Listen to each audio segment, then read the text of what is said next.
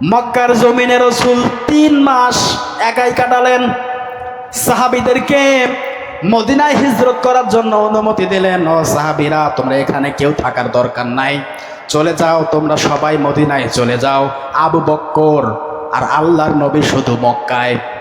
3টা মাস অনেক রিস্ক নিয়ে আল্লাহর নবী মক্কায় বসবাস করছেন। আবু বকরকে আরো 3 মাস আগে বলেছিলেন, আবু বকর, হয়তোবা আল্লাহ পাকের হুকুম হলে মক্কা ছেড়ে আমাকে মদিনায় হিজরত করতে হতে পারে। আবু বকর, তোমাকেও আমি সঙ্গে নিতে পারি।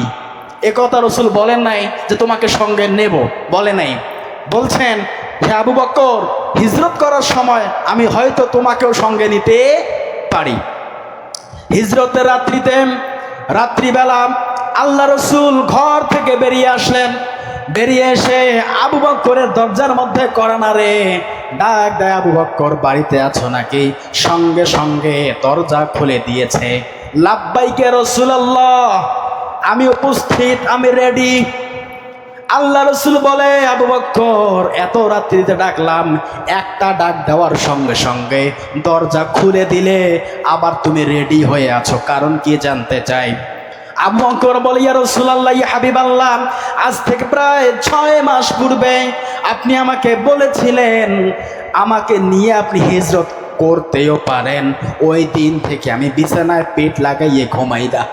ইয়া রাসূলুল্লাহ, ইয়া হাবিবাল্লাহ, যেদিন থেকে বলেছেন ওই দিন থেকে আমি বেডিং পত্র সব গুছিয়ে নিয়ে আমার ওই দরজায় হেলান দিয়ে দিয়ে দাঁড়িয়ে থাকি, আর ওখানেই আমি ঘুমাই। না জানি কখন কোন সময় আমার রাসূল এসে আমাকে ডাক দেয়, আর দরজা খুলতে যদি দেরি হয়ে যায় আমি আবু বকরের বেয়াদবি হয়ে যাবে।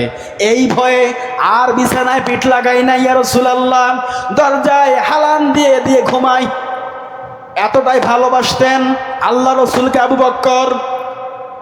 আর আমাদেরকে রাসূল আঙ্গুল দিয়ে আদর্শগুলো বুঝিয়ে দিয়ে গেলেন, দেখিয়ে দিয়ে গেলেন, আমাদের ঘুমে ভাঙে না।